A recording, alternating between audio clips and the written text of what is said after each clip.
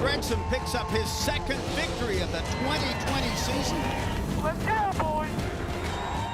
Harrison Burton wins again for the fourth time in 2020. Chase Briscoe is a winner. Let's go! On consecutive nights, Austin Cindric will take the checkered flag. And we see leading the field as the official pace car for today's race is the 2020 Toyota GR Supra. Cars rolling around the track now as we take a look at the starting grid. Mike Lynette, Brandon Jones will start in row number 1. Again, a reminder, no qualifying means that it's a random draw for the top 12 in points, then the next 12 and so on until the field is set. As we look at the second page, Justin Allgaier, Haley, they kind of got the short end of that draw. You said starting as bad as they could have, being in the top 12 in points. All the way back to row 11. See Timmy Hill. Brett Moffitt ran a truck race, 2 truck races ahead of this race. The drivers looking to get some experience today. On back. See a lot of young faces there in the lineup. That's because this is where names are made, right here in this series. And one name that is making a big name for himself, he's had a lot of success on the racetrack, is the driver of the 10, Ross Chastain. Can we dial him up? It's looking like the temperature's getting a little bit warmer in there, Jeff. Hey, Ross, is Burton and guys up in the booth. You got us? Yes, sir, Jeff. Gotcha. Ross, you won truck race here last year and ran truck race last night. Is that experience going to be able to help you today? I sure believe so. I think all laps are invaluable. I think as many laps as you can get is my personal belief, but only as good as your last race, so we got to adapt and keep learning today. Ross, we've seen this track where drivers run right against the wall. That seems to be a strength of yours. You think you better take advantage of that today? Well, there's against the wall, and then there's what I feel like is against the wall for me, and that's usually about almost a lane down. AJ Allmendinger and myself and Justin Haley seem to thrive when we're a few feet off the wall, so I need to push myself, though. I need to get better at doing like Noah and a couple of these guys in the Xfinity Series do, and get the Steinegro seed car closer to the wall with more comfort and more aggressive, just being confident, and that's something I lack sometimes when I go up there, so need to be better. Well, we appreciate you letting us ride aboard while you're trying to learn all that today. Have a good day, bud. We just heard from Ross Chastain. He's carrying the Nutrient Ag Solutions on board. Great look. We'll be able to take a peek in there as he's doing that work. And then on board with the 19 car, they have the Toyota on board for Brandon Jones. As we ride along with those cars, we will also have back on our team. He was with us back in May at Daytona. That's right, Jesse Iwuji will join us from Dallas, Texas. He was a lover of football, went on to play for Navy, and has now become a lieutenant commander in the U.S. Navy Reserve. Said that he has a goal of retiring in the Navy, so that's 10 more years that he'll be in. He wrote actually his goal of racing on a whiteboard back in 2014 and said, I want to be a race car driver. And guess what? He's living that dream. Right, Jesse? Yeah, definitely living that dream for sure, and it's awesome to be here at Kansas Speedway. Right now, I'm in front of the Colleague Racing pit box for the number 10, Ross Chastain. He has finished within the top 10 for all of his 1.5-mile track races this year, which is pretty special, pretty cool.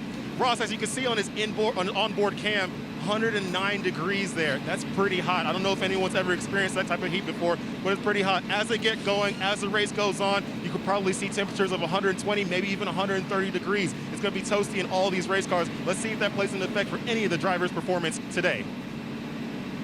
Yeah, as Jesse had mentioned to us, he played football, never cramped up playing football, but in a race car, he had to experience those cramps, which would be very difficult. And we're seeing the 11 slow a little bit on the racetrack. Parker, what's he doing?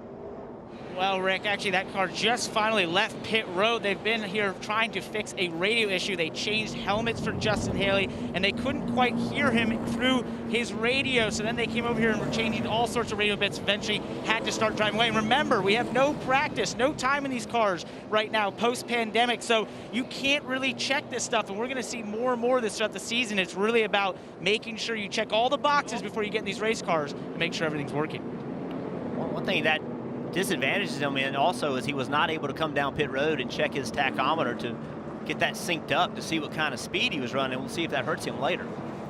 So they mentioned the radio issue. Let's listen to his radio and just kind of see what they are dealing with.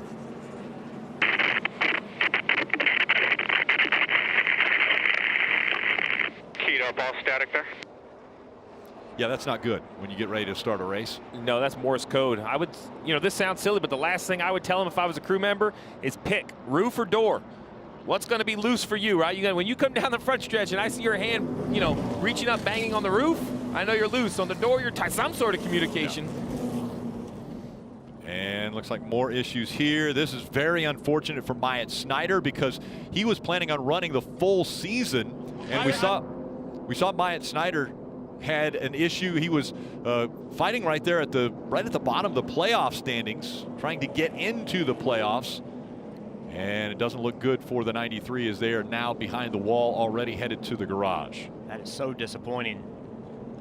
Sitting there only 38 points back, trying to make these playoffs, got to be in the top 12, and just has no power at all in that car. That's disappointing. Lights are off on the Supra, and that means that we come back to the line. We'll be going racing. Michael Annett, that black number 1 on the inside.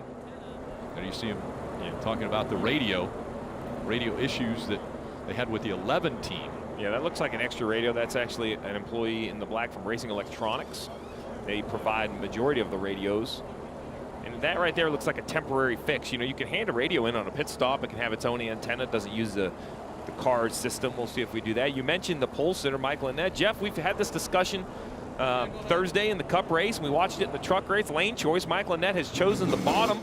I'm a little surprised. There's been a ton of racing, so we know the grip level's there in the track. We know, it's clean. That's been in question for the Xfinity Series at a few tracks. I thought he would have chosen the top. Yeah, it seemed like the bottom worked pretty well, though. And it's kind of, the top works sometimes, the bottom works sometimes. One thing that is unique, though, is I think this is the first time that they weren't running the track in for all the other series, right? They got to actually watch a race to see what the racetrack was going to do. Brandon Jones will be on the outside. You see the 21 back there behind Michael Annett. That's Kaz Gralla. It's his first Xfinity Series start of 2020, and everybody's probably wondering, well, how's he starting third then? Well, you mentioned it was points. It's off owner's points. So that 21 car is in the top 12 in owner points. We'll see if he can stay up there as they come through the tri-oval here at Kansas Speedway. Up through the gears they go. We're underway. Michael Annett jumps up quickly as he was able to clear the 19. And now Austin Cindric already flirting with the high line here through 1 and 2. 3 wide down the back straightaway.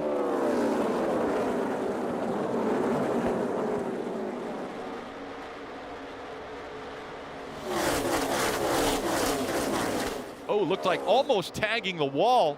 Maybe the 10 back there. Was that Ross Chastain? Couldn't tell. I saw the same thing. A car up high, close to the walls. We'll see Brandon Jones take the lead over from Michael Annett. Look at Chastain on the very top of the racetrack, making it 3 wide. Yeah, Ross Chastain now dives inside of the 98 of Chase Briscoe, trying to take that spot away. I'm pretty sure, though, the right rear quarter panel may have tagged the wall coming out of turn number 4 on the first lap. These Xfinity Series cars, though, have a composite body. They're not a steel body car. They can actually make contact lightly with the wall and hold its shape pretty good. I don't see a lot of damage if it was the 10 that hit the wall. He told Jeff he was going to be aggressive and try to get up high early. So far, so good. You see Harrison trying to make a move on Briscoe. If he doesn't make that pass, see a pass right here. See the 22 of Cindric going around Annett for second. And then Kaz Gralla in the 21 going to put some more pressure. Kaz Gralla. This is lap 1, the 10 way up high. Didn't see any contact there. Kansas very impressive. No laps. Just gets in this car. His car's been fast all year. Just jumps right in it. Makes it look easy. First start of the year for Kaz Gralla. So we ride along with Ross Chastain, and already Ross Chastain right up against the wall here at Kansas. So listen to the throttle, right? So Ross Chastain talked about it. When we interviewed him in his car, he talked about, you know, he's not that guy to go right against the wall. He wants to give himself just a little bit of cushion. You can see Briscoe doing the same thing. As this race progresses, I think you'll see him closer to the wall, but look how much, listen to how much they're out of the throttle. That's how much grip on lap 5, Steve, they've already lost. Yeah, that's what's going to make this track so much fun to watch, because as tires lose grip, the balance of the cars are going to change. And you see right here, this was the other thing that Chastain was struggling with, is trying to find a way around the 21. Parker. Well, Steve, as we watch those cars, and Jeff, you noted they're a little bit far off the wall, just by about half a car length. A lot of crew chiefs are saying, you know, they were telling their drivers, don't go right next to that wall like you can these Xfinity cars right away, because remember, the Truck Series just ran a whole race, and they don't run right on that wall. So a lot of debris and tire rubber gets pushed up there, and you just need to clean that off before you want to run right up against that wall, Kelly. Kaz Gralla just got past there, so he goes back to 4th, but still hanging tough, now 5th as the 98 gets past him. Hanging tough there, considering it's been almost a full calendar year since he's raced one of these Xfinity Series cars, and he's only had 1.5 mile tracks, 1.5 mile track in the last 2 years, so he said he's going to have some rust he needs to knock off. But when I talked to him just ahead of the start of this race, he said he really didn't have any nerves. He said, maybe I should, but I'm not feeling them yet. But in these first 2 laps, he really seems to be settling in and getting the hang of getting back in an Xfinity Series car. Still up there in the top 5 as we see the 7 surging ahead.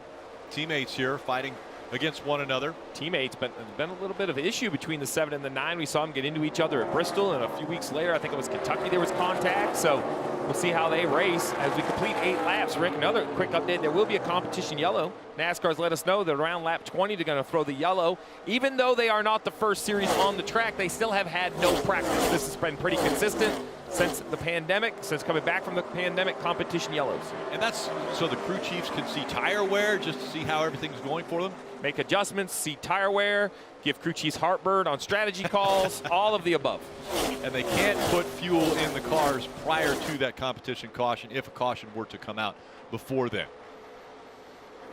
Brandon Jones up front, and no stranger to victory lane at this racetrack. He's had great success. Austin Cindric running second, trying to make it 4 wins in a row. Ross Chastain, Kaz Gralla, and Chase Briscoe right now the top 5. And that black car you see go to the bottom of the racetrack is the 93 of Myatt Snyder. He's able to join the field coming to the green, so this is losing 1 lap for the 93. So it looks like they found their power issue. It's great. It's bad they got behind early, but it's great that they are going to get to race. There for a little while, it looked like they weren't going to be able to race at all. Great battle for the lead right here. You can see both of these drivers have already gone to the top. Big run from Cindric on the corner exit. Now he's going to make a decision. Brandon Jones lifted, staying on the top. This is where it's tough. This is where Cindric is going to have to find a way around Brandon Jones, right? The reason they're running the top is because that's the fastest place. How can he make the bottom work? Of course, right here, he's just going to clear him on the straight. Not going to have to run the bottom. How about Cindric's story and how much it's changed over the past 2 weeks? Cindric was known as a great road course racer. He's won on road courses. Coming in, everyone asked the question, can you win on an oval? Well, he was asking that question until 2 weeks ago at Kentucky, when he swept there and then won Texas last week.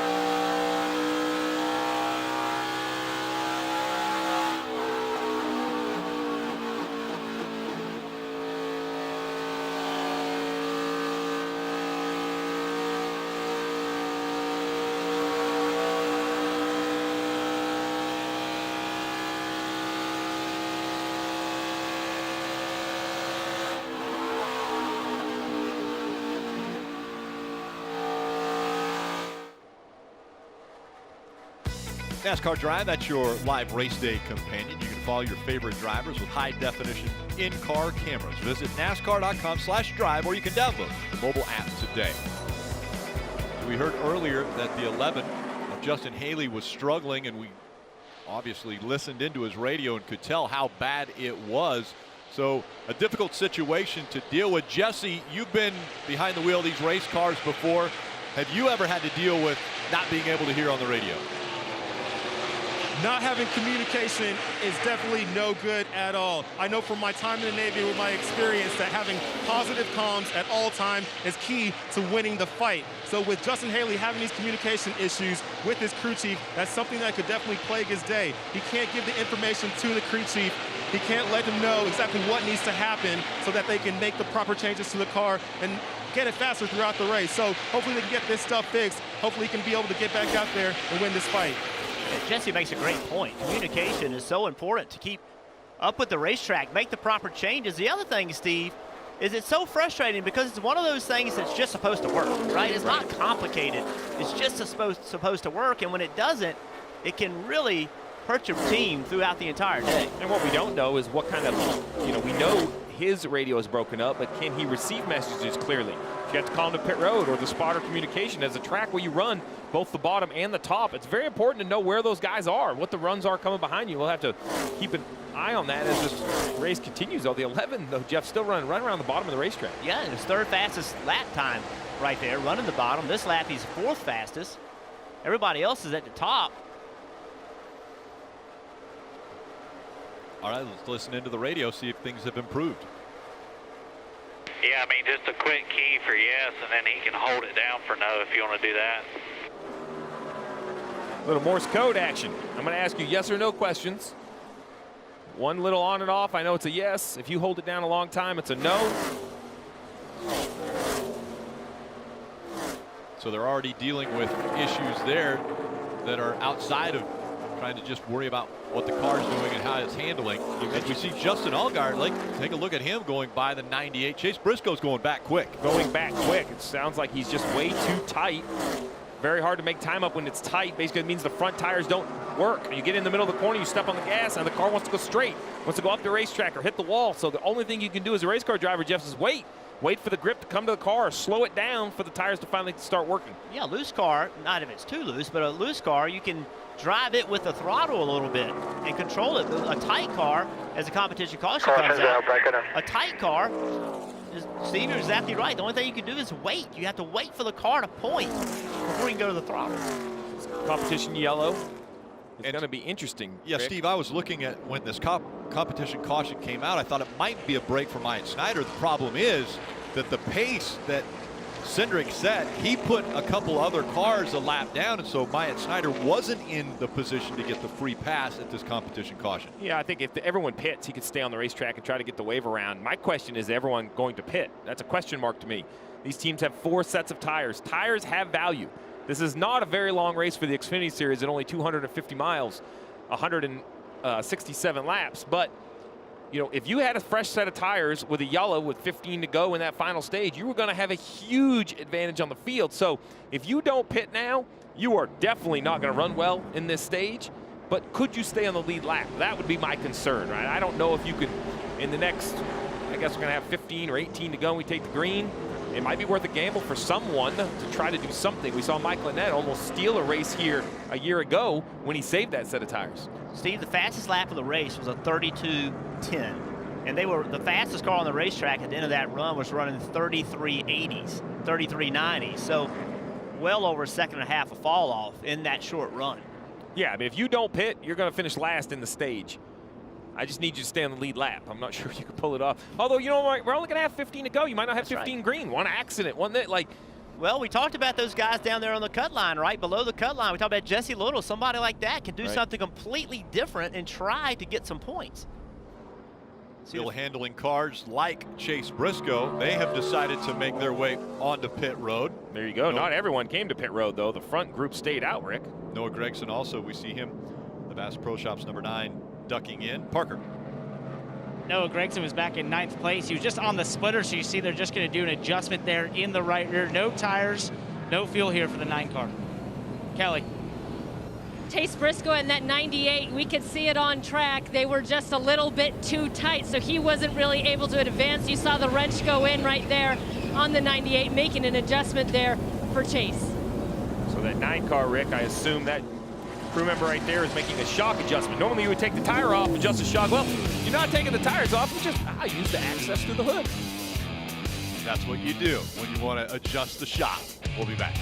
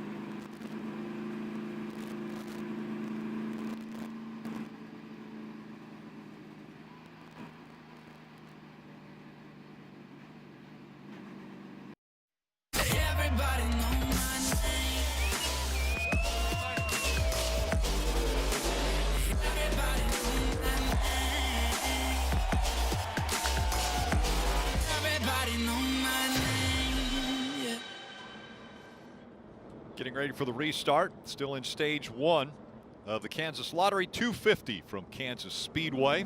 Out front, it's Austin Cindric. And we mentioned 2 weeks ago, maybe the confidence wasn't as high, but now things have definitely changed.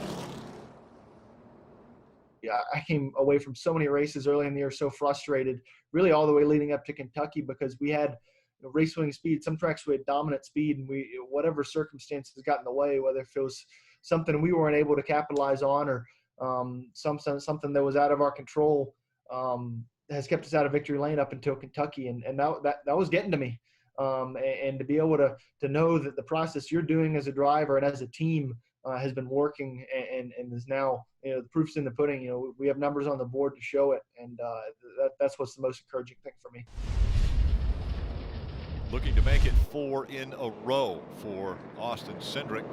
And it's going to be a sprint to the end of this stage, so it'll be 15 to go. 15 to go, and some cars that we showed came down pit road. 13 cars stayed on the racetrack. Chase Briscoe in the 98 will restart 15th. He was running 8th. He did not come down to take tires. This isn't a strategy to make your car better with tires. It's a strategy to make your car better with adjustments. Maybe one more data point, Jeff. They felt they were far enough off. Come down, make some adjustments, run 16 more laps, and see if you've gone the right direction. And race leader Austin Cindric has chosen the inside line for the restart. Brandon Jones will be on the outside. Ross Chastain, Kaz Grala making up row 2. Harrison Burton back there in row 3.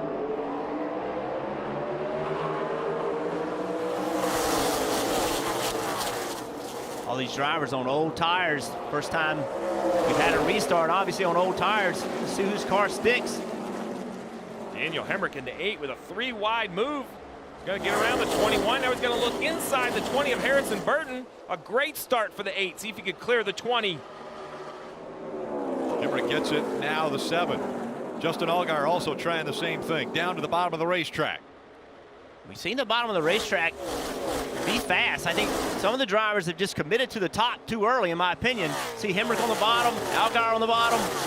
You mentioned Briscoe, that white car on the bottom of the racetrack came in to make adjustments, and look at the mess he's in. This is giving me heartburn if I'm his crew chief. We know we have a good car, or we think we have a better car, but you have to be very patient. You mentioned, Rick, a sprint, 14 laps to go to the end of this stage. 3 wide here, Noah Gragson on the inside, goes by Jeremy Clements in that 51. On the far outside, the 90 of Alex LeBay.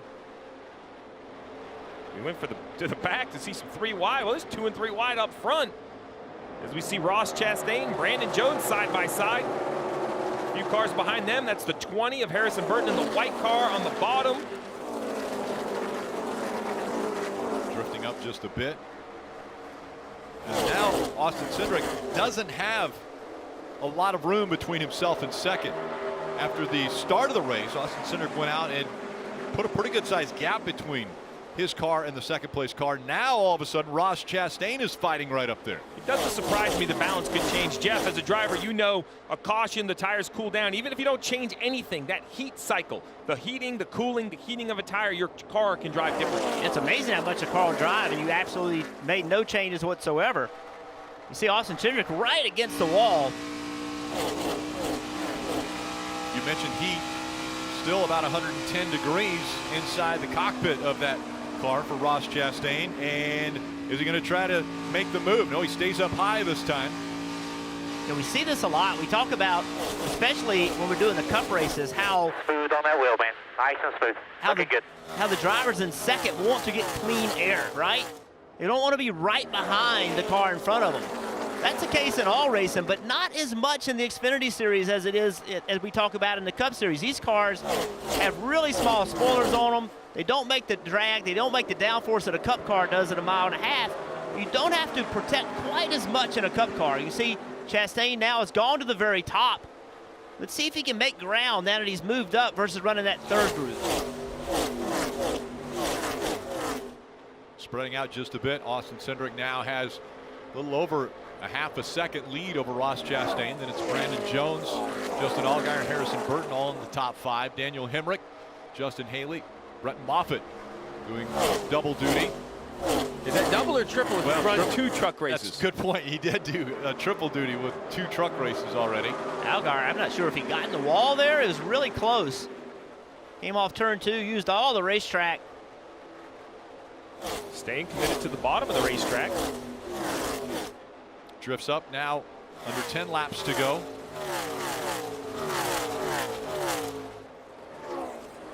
See Harrison Burton. Harrison currently holding on to the 4th position, Jesse. Yeah, so Harrison Burton has had a pretty crazy year this year. This year so far he has 2 wins, and he's coming off a little bit of momentum from Texas. When I spoke to Harrison on phone this week, I told him, I'm like, Harrison, as a rookie, you have 2 wins. I bet that probably feels pretty good. When he told me, he said, you know what, Jesse, I do have 2 wins, but we're looking for some more speed. Right now, I know we can be a lot faster than we have been at the track, even though we've been running inside the top 5 and running inside the top 10. He knows he has more speed. What's been affecting him is not having the practice that rookies do need in this series. So that has definitely slowed him down just a little bit, but his progress has been pretty well. He's running inside the top 5 right now. Looking forward to him to hold on to that and hopefully come away with the win by the end of the day. Yeah, Jesse, rookies normally get an extra set of tires when they show up for a weekend at a racetrack, but things are not anywhere near normal anymore because of COVID-19. No practice, no qualifying. Harrison Burton doesn't get that extra set of tires and doesn't get any track time before the green flag flies for the race. Yeah, it's you know, NASCAR is doing all they can in a very difficult situation. You know, having these races, see Harrison and Justin having a good battle right here, having these races in this COVID time. I'm really proud of what NASCAR has done, but the rookies are paying a price. There's no question. This is a very tough time to be a rookie. We've talked about it in the Cup Series. With Matt Kenseth having to come back, not having any practice, how difficult it is on him. These rookies having to learn under fire. And what Kelly. move here. Yeah, as you see Harrison trying to make a move there on Allgaier going to the inside. You talk about these guys learning under fire, which is exactly what they have to do during this races. And last week it was Harrison's opportunity to learn from the greatest Xfinity driver of all time in Kyle Busch. He said he thinks he had the second best car to Kyle. They were swapping fast laps back and forth, but it was really when they got caught back in traffic, it was Kyle Busch's ability to make his way through the traffic. That's where he was so much better than Harrison, but Harrison had that opportunity to watch Kyle and learn, so that's what the rookies have to do now without practice. I'm gonna tell you, this 20 car, I think, is a contender here early. I mean, he is matching the leader's lap times while passing cars. They'll have to continue to adjust, keep up with the racetrack as he goes back to the bottom of the racetrack. What I also like about this 20, Rick, is he is not glued to one lane. He can move around, as you see right here. It might not work for the first time, but if he can even stay to the quarter panel of the 19, looks like he's just going to fall back. He might could drag that 19 back with a little side draft. We were looking back from Ross Chastain's Nutrien Ag camera and looking at this battle for third. I like this run right here. So he entered one lane off the top, turned down through the middle. He's going to hope that helps his straightaway speed here, carry a little more momentum. He definitely stays closer to the 19. We'll see if he keeps getting creative. Once again, the middle lane of the racetrack. So, Jeff, if you're the 19, how much do you care what Harrison's doing, or are you just working on running your lane? Well, I guess you care now because he's inside you. Well, with 3 to go, or coming to 2 to go, I mean, it's really important. These points matter. And you don't want to give up positions. These guys work really well together. They're teammates. They spend a lot of time together, talk a lot, but they're going to race each other hard. You see, got a good run on corner exit. He clears Brandon Jones. He's got third now. Ross Chastain 3 seconds behind Austin Cindric, and that has been a place that Ross Chastain is very familiar with. As a matter of fact, Ross Chastain hasn't won a stage this year. He's finished second 9 times. And he might not be able to hang on to second now with 2 to go, as the 20 of Harrison Burton's closing the gap now. Harrison might take second away from him. I can promise you this will be a hard pass. Yes. There's no question. Ross Chastain is going to race you every lap like it's the last lap. That's who Ross Chastain is. That's what's got him into this position to have rides. He is going to give you 100% every single lap, and this will not be an easy pass. Harrison Burton has a lap to go to see if he can get by him in stage 1. Final lap, Austin Cindric. Again, a 3.5 second lead over this battle for second.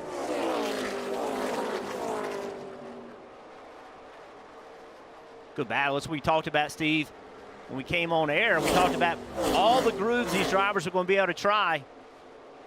Oh, I like the position Harrison's in. I think he can get inside the 10. The question is, I don't think he can complete the pass and beat him to the line. Remember, we're coming to basically a checkered flag here. Green and white checkered flag, and that's what Austin Cindric is about to take. He grabs the stage 1 win. The battle for second held on by Ross Chastain, Harrison Burton third, Brandon Jones, Justin Allgaier in the top 5. 6th stage win of 2020 for Austin Cindric.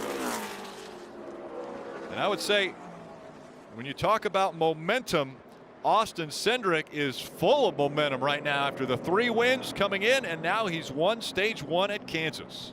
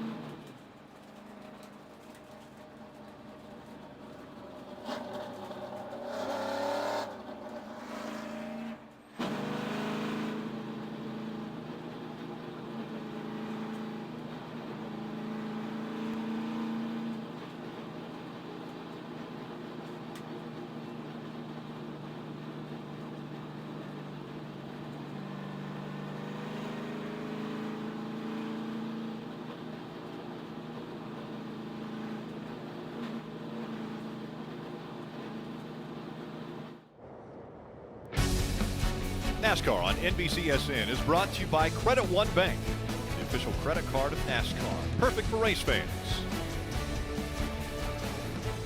Well, hockey is back on NBC next Saturday with the Stanley Cup qualifiers. First at 3 p.m. Eastern, the Blackhawks will face the Oilers. Then in prime time, Montreal Canadiens drop the puck against the Pittsburgh Penguins. That's the NHL returning to NBC next Saturday. If they've been watching these Xfinity races, they have some. They learned something about. I was going to say, yeah, pointers on contact. It's been pretty aggressive. It's been pretty aggressive. Alex LeBay. Maybe the Xfinity drivers were watching them play hockey. Maybe that's been the problem. I know Mike Lynette was a hockey player, used to play some hockey, driver of the one. Alex LeBay, Canadian, obviously he's been on an ice rink once or twice. Parker. Ross Chastain pits out of the second place position. They just got too tight at the end of that stage. He's going to use the brake bias to try and loosen up. They'll also do an air pressure adjustment for Goodyear tires and Sunoco fuel on that 10 car. By using the brake bias, he'll take a little bit of heat out of those front tires and give them a little more longevity on the long run, Kelly. Harrison Burton there in the middle of your screen in that 20 said he was free in the center and a little bit tight off exit, but then, quote, figured something out towards the end. Air pressure adjustment for Goodyear tires. And then Austin Cindric just picked up his 6th stage win of the season. He said he was a little bit tight at the 2/3 mark, but he was really good on turns 3 and 4 as the run went on. An air pressure adjustment for the 22 as well. Pit stall 1 works well for Austin Cindric as he holds on to the top spot. Nobody changing positions until Brown down there in 9th.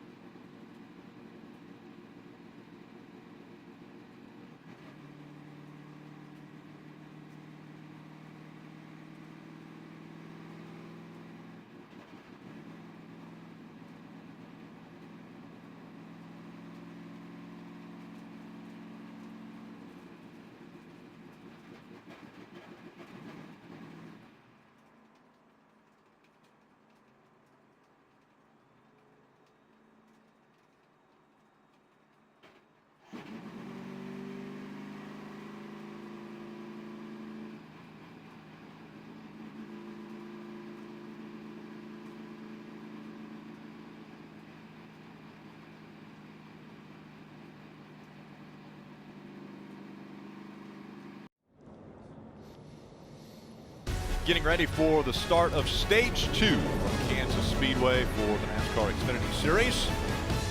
Let's go to Jesse Awuji.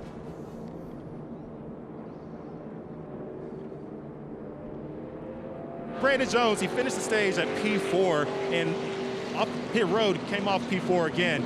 Brandon Jones, he's been running pretty well today, been picking different lanes, but looks like he's really liking that bottom lane right there. So for the viewers at home wondering why for this particular track are racers driving the top lane, mid lane, bottom lane, why does that happen here? Why doesn't that happen at other tracks? The reason why is because here at Kansas Speedway, they have variable banking. What variable banking means is that as you move up the track, you get more and more banking. The track gets a little bit more steep. what that helps with is grip. So when you're on that high side, you're going to have just a little bit more than what you would on the mid and the low. Going to low line is the shortest way around the track, but some drivers do like that wall and running the rim around. Brandon Jones has been picking that low line. Let's see if it works for him throughout the race. It's interesting when they designed this racetrack, they put that in there trying to create multiple grooves. We talked about how hot it is. Well, look what Brandon Jones and his team have done. See that hose that's on the back side of the seat? That's actually blowing air up toward his neck area, just trying to get some fresh, cool air to him in these hot days. And remember, this is the 3rd race he's run this weekend. We've just heard from Jesse about the variable banking. 17 degrees down here at the bottom, all the way to the left. You go up in the middle, somewhere between 18 and 19. It varies all the way up to 20 degrees all the way up against the wall. So that's the angle, that's the grip that these drivers are feeling. Austin Cindric, he'll be up top this time, and Ross Chastain will be on the inside in the number 10.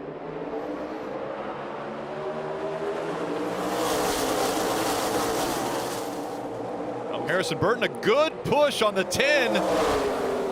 And Ross Chastain is going to surge ahead of Austin Cindric. Cindric trying to turn, get back underneath him. They're side drafting him, trying to pull him back, getting into 3 to the bottom of the racetrack. Harrison going to the middle, Allgaier on the bottom. Here comes Brandon Jones in the 19 as well, right in the middle of the racetrack. 3 wide as they come out of turn 4. Allgaier's going to push the issue right here, going to put Harrison in the middle. Chastain's right where he wants to be on the top of the racetrack. Riding along with Brandon Jones and his Toyota Camry. He's wanting that to work. You hear him playing with that throttle, trying to get it to stick.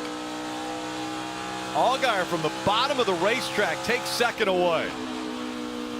Allgaier is so good on restarts. Pushing the issue, makes stuff happen. Look at that 11 car back there in 6. A lot of speed. He was fast on the bottom of the racetrack. It's been a while since Allgaier has been able to get to victory lane. Justin Allgaier now fighting for the lead here with Austin Cindric. Yeah, Allgaier's tired of seeing everybody else win races, I can promise you. Been frustrated, drives that thing to the bottom of the racetrack, drove into the corner very deep, carried a lot of speed. Puts that left front tire right on the white paint, like there's perhaps even more grip there. Touch the apron just a bit, which seems to hurt. Big defensive block out of Ross Chastain on Brandon Jones. That bright yellow 19 went to the top of the racetrack, and the 10 went up to block him. Now we're on board with Brandon Jones. We'll see if he can get that same sort of run this time through 3 and 4. What a great shot. Brandon running the middle of the racetrack. See Allgaier on the bottom, everybody else on the top. Harrison turning, Harrison's loose.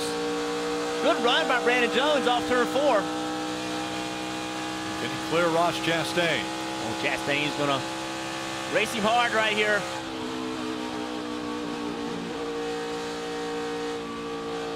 Now, listen to that throttle. He just cannot get back to it. This is not like every other mile and a half. Everybody talks about mile and a half being the same. This one is low grip, more like a short track. Here comes Haley. Look at Haley diving down to the bottom of the track. I love what Haley's doing. He's committed to the bottom.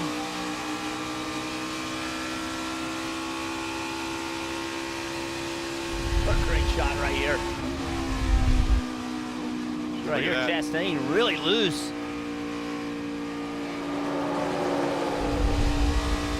That put Harrison Burton up into the 3rd spot. So it's Cindric, Harrison, and now 2nd. Look at this battle for 2nd going on. Allgaier and Burton. Can he take the spot away? It's like Harrison's car takes off a little bit loose on those first few laps. Takes a little while for it to come to him. What Allgaier does, he running that apron right there. You saw Harrison. That's just shortcutting the racetrack. Harrison going to kind of slide job just a little bit. Make Allgaier cross him up.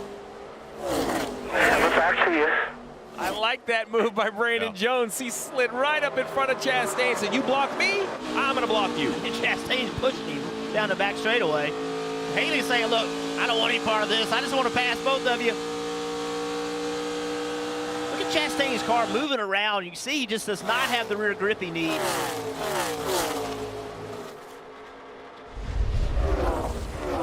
Right here, the 19, that bright yellow car is clear. Now, there is room to come up in front of the 10, but you just know you're coming up there with less speed because of the lane you run. Just a little love tap by Chastain, just kind of sending him off down to the corner, letting him know, hey, man, I got it, but I'm here. I just want you to know I'm here. It's a love tap in Charlotte, but in Kansas, it's not. And a reminder, we are in Charlotte Motor Speedway broadcasting this race as Allgaier is now fighting back in the 3rd spot behind Harrison Burton. Parker. And Rick, we know he's one of the most experienced drivers in the Xfinity Series, and with no practice, it's really a question of how can he use that experience. We'll take a listen to what he had to say on the radio under the last caution. We just keep working on getting that top photo so we can win this thing. Yeah, it's I mean, the 22 is obviously really good on the top. A lot of the guys that are really good up there can't move when they get the traffic or when they're racing. I feel like right now the only thing that's good about my deal is I'm able to move a lot. That 20 was pretty impressive right there through the center. He definitely made some good time right there down here. So that tells me he's pretty comfortable inside that race car when he's not only driving his own race car and assessing it, he's assessing the competition and what they do well to help his team know what he needs better inside that race car. That's experience, guys. 10 and 11 teammates fighting for the same territory right now. Haley and Chastain currently running 5th and 6th. It's Austin Cindric, the winner of stage 1, looking to take stage 2 as well. We're going to go NASCAR nonstop.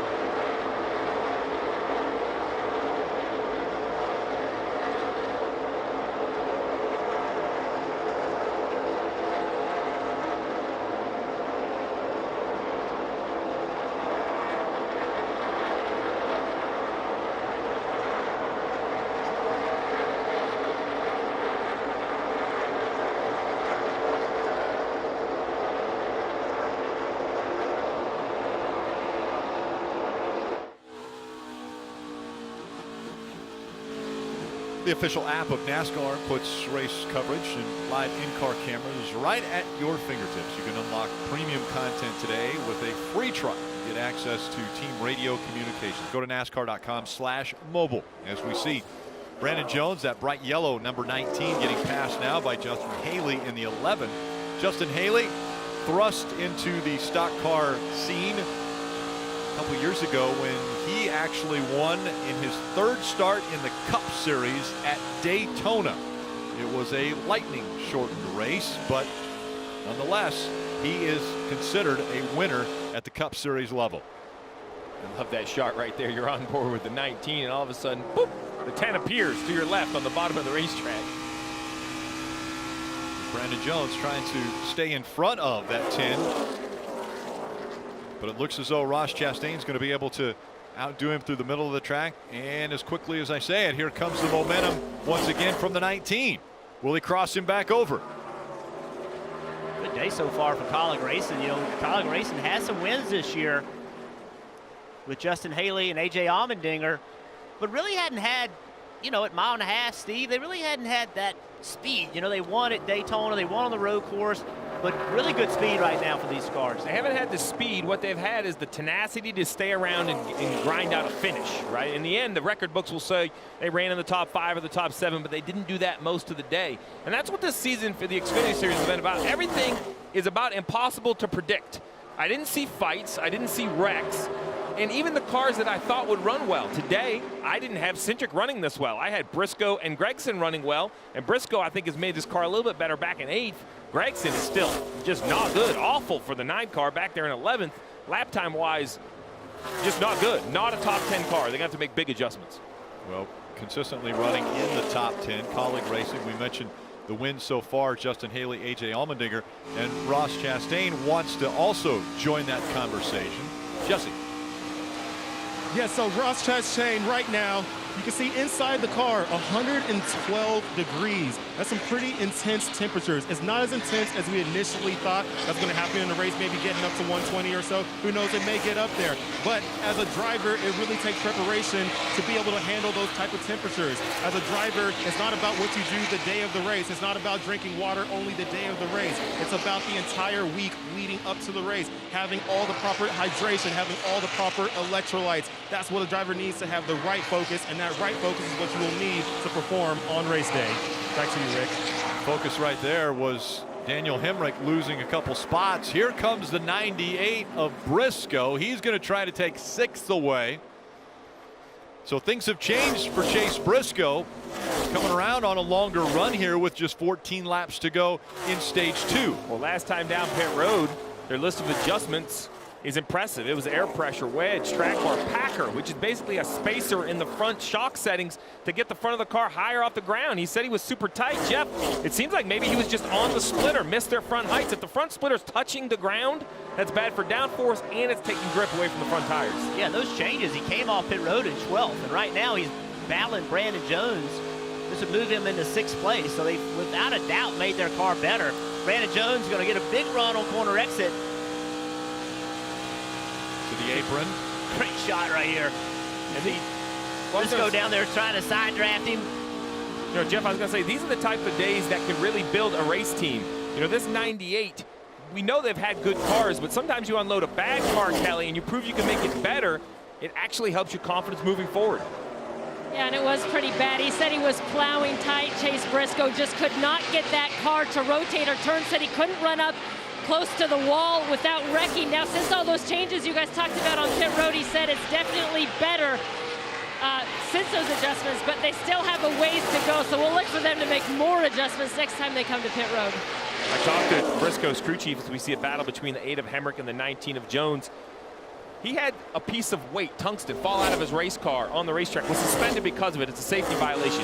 While he was at home, Greg Zipadelli filled in for him on the box for that 98. I asked him, you know, what was that like? And he said, you know, it was a great learning experience. I saw how Greg Zipadelli communicated not so much with the driver, but the rest of the team. What kind of adjustments, pre-pit stop, that sort of preparation. I asked myself today, with the 98 making all these changes, Jeff, is he taking those lessons and putting them in play, right? Doing a good job communicating to his team what the plan is, because I'm sure they're going to continue to adjust. The other thing I found fascinating about that conversation is how he said the entire team said we all have to do better. They took responsibility for that mistake. We see a great battle here, but he said he thought it made their team better, dealing with that adversity, that mistake causing a problem for them, and everybody owning up to it and just saying we're going to be better than that. I tell you, who's good right now is the 20 of Harrison Burton. I've been watching the lap times. He's better than Austin Cindric and going about it a different way. Look right here.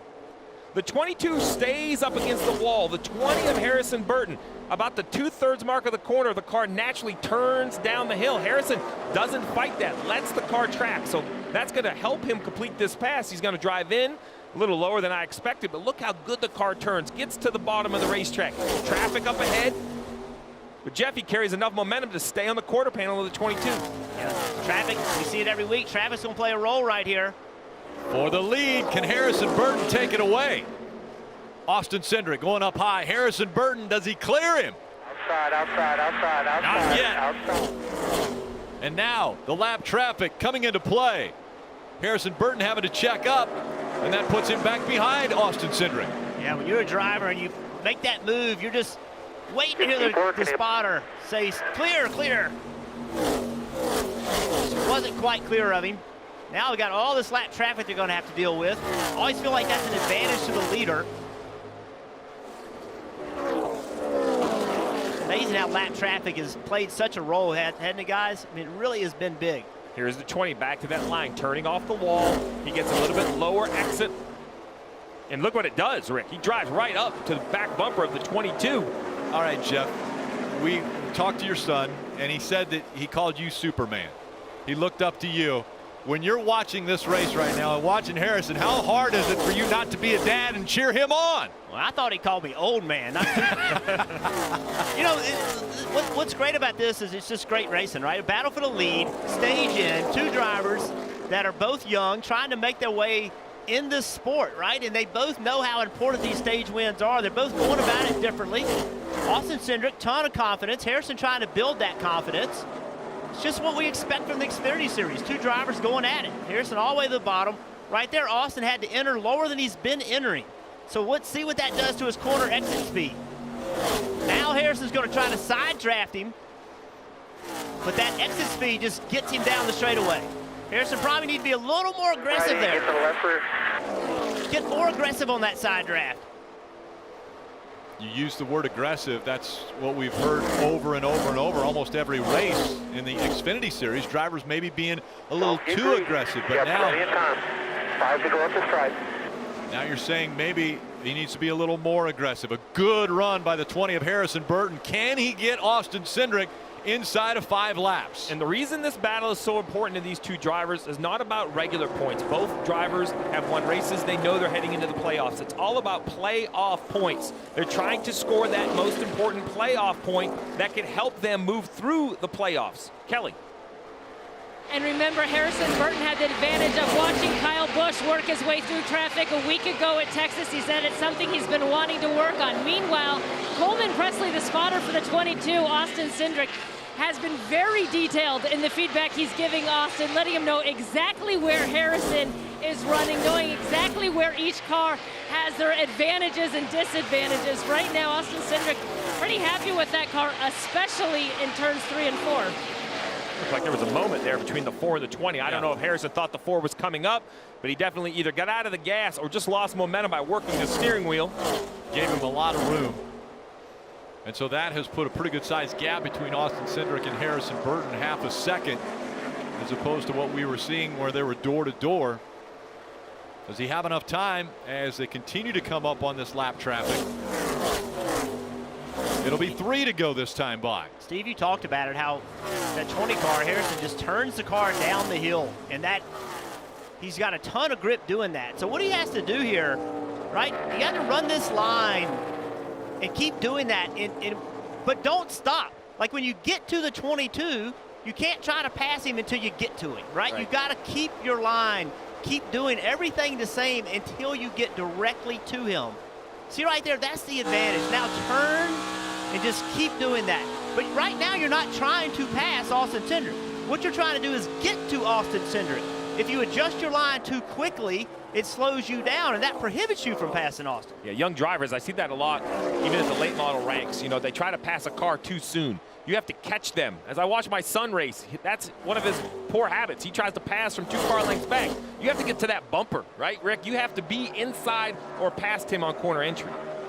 Looks like he's moving his point back closer to the 1/3 than the center to where he pivots. That's the information going back to Austin Cindric, telling him about what we're seeing out of the 20 of Harrison Burton. And Harrison's making a comment. He felt like he hurt his front tires trying to make that pass. 1 lap to go for stage 2 as we see Chase Briscoe in the 98 trying to side draft Brandon Jones, trying to take that position away from him. That fight right now is for the 6th position. Jones is definitely faster. The 98's just trying to hold on for 1 more lap, but I don't know, Jeff. It looks like it's super tight off the corner. These guys have been racing, seems like, for 20 straight laps. Brandon clears him. And now fighting back, as we see on the top of your screen, Austin Cindric sweeping the stages at Kansas. And it's going to be Brandon Jones who gets to the stripe just ahead of Chase Briscoe. 4th position. That was 6th and 7th. Riley Herbst, Daniel Hemrick, and Noah Gragson rounding out the top 10.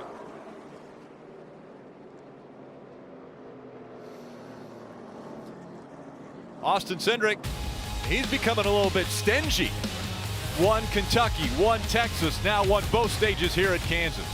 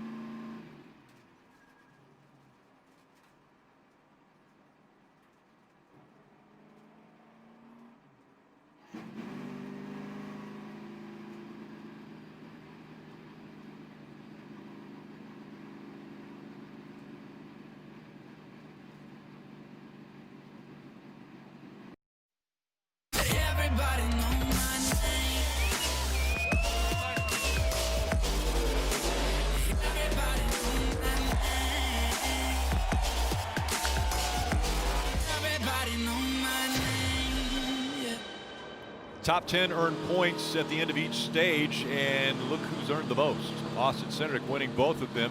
10 points to win, all the way down to 1 point for finishing in the 10th position in the stages. And so Harrison Burton accumulating 17. Not as big for drivers that have wins already, but those that haven't got wins, every point you can get will help you as you try to look forward to the playoffs. And those stage wins that Briscoe, he has so many points, and Cindric has so many points. But Cindric just added to his, getting those 2 stage wins. Parker. Justin Allgaier is going to pit out of 3rd place there. He said running up next to the wall gets the tires too hot, and then he has to cool them back down to make lap time. Also lacking right rear grip in that 7 car. It's going to be 4 Goodyear tires and air pressure adjustment in full Sunoco fuel. Kelly. Harrison Burton pits from 2nd. As fast as he looked, he said it just keeps getting really, really tight. He said, I'm not sure what to do differently. I was free on entry to start, but then it just kept getting tighter off. They're going to make an air pressure adjustment. And at the bottom of your screen, Austin Cindric said he was still tight. He was really tight in the front end. So he said maybe we go back on the last adjustment and try something else to improve the car. 4 Goodyear tires.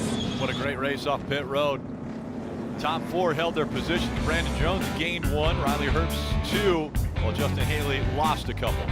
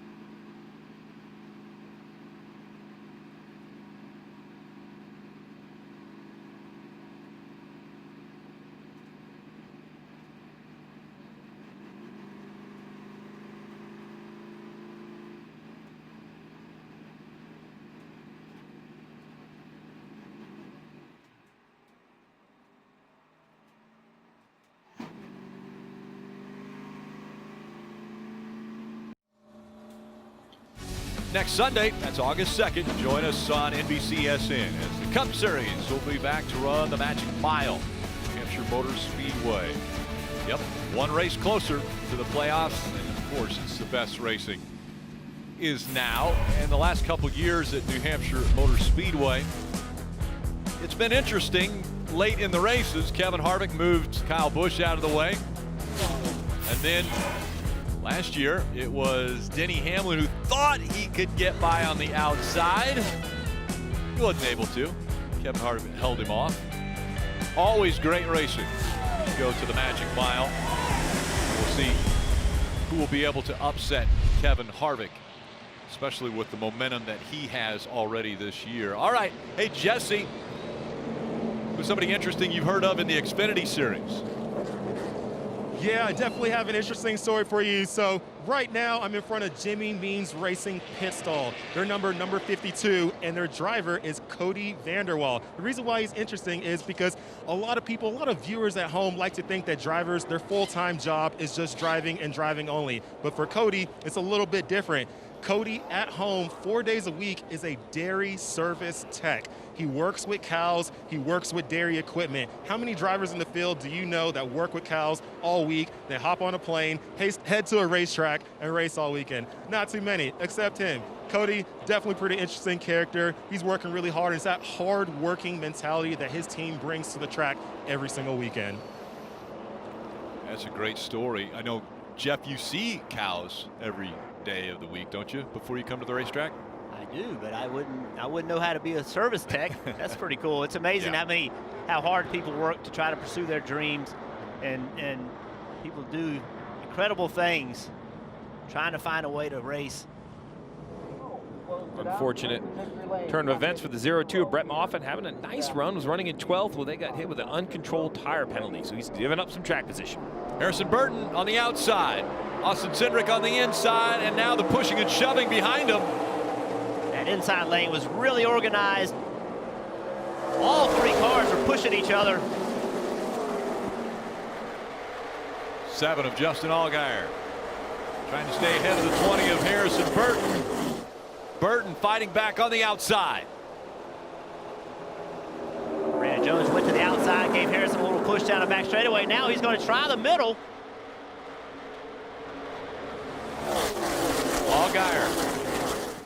Here comes Brandon Jones in the 19, side by side with the 10 of Ross Chastain. Allgaier for the lead. Oh, he's really loose off the tube. Harrison Burton ducks to the inside, trying to take second away now as he saw that loose number 7. Justin likes to run the bottom of the racetrack. He's going to not give Harrison a lot of room right here. Justin's shown us all day long he wants to be on the bottom or in the middle. Harrison got loose. Now they're side by side behind him. Chastain trying to get a big run under Brandon Jones. That's for 4th. And here comes Ross Chastain.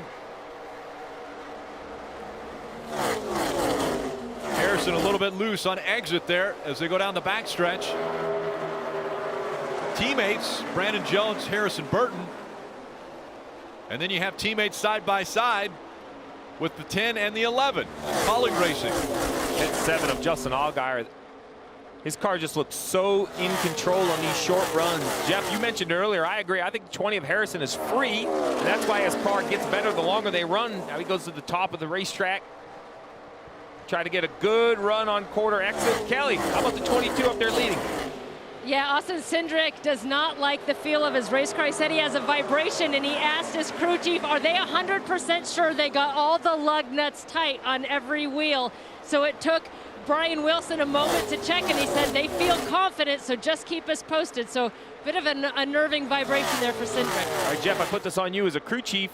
I got to just believe my driver. If he thinks the vibrations there are getting worse, he has to come to pit road. How do you manage it? You just have to give it time. If it gets bad enough, you're going to have to pit. But right now, you're doing your analysis. How bad is it? Can I deal with it? And is it getting worse? Go back and look at this restart. So you see the bottom lane, how they're all just really organized. Good draft. Look at Noah making it 3 wide in the middle. Noah drove all the way to 4th right there. 5th, and then just gets slowed up. The outside lane starts coming. And then they just go all different sides of him. Here's this 11 car again. Haley, we've seen him. He has good speed today. Colleague racing has been strong. We mentioned the successes that they have had. Ross Chastain driving the 10. He's only had 2 finishes outside the top 10 so far this year. That 11 car has got some damage on the right side of it. At some point, he's been in the wall or into somebody. Parker, what you got on the 11? Oh, guys, he's also overcoming some radio issues. Remember at the beginning of this race, when all the cars pulled off pit road onto their pace laps, he didn't get to join them because he was having radio issues. They changed the helmet. That didn't fix it, and they have not been able to hear him throughout this race. They've handed him radios, so he has not been able to relay just his team exactly what's happening inside the 11 car right now. Also ahead of them there you see Justin Allgaier and Harrison Burton side by side for second. Burton trying to make the pass on Allgaier. Clears him. And so now it's Cindric who has a 1.8 second lead over Harrison Burton. Then Justin Allgaier diving to the bottom of the racetrack. With 75 laps to go, or now 74 laps to go. All of these drivers will have to make a pit stop for fuel and tires at some point, either under caution. If there is no yellow, though, Rick, they'll have to come under green. I talked about earlier how, I said that I thought Harrison needed to be more aggressive on side draft. Well, now a little bit later in the race, see the difference? Now he stayed up on the racetrack. He didn't try to shortcut the track. He stayed up there and got on the left rear quarter panel of the 7. That slowed the 7 down and then carried just enough speed right there to clear him. That's the difference between passing a guy in 1 lap and passing a guy in 5 laps. It's just that's just the name of the game anymore. You have to side draft. You have to do all those things in today's racing. The name of the game today is Austin Cindric and domination. He has been up front for 86 of the 95 laps already, and he's still up there as we go NASCAR nonstop.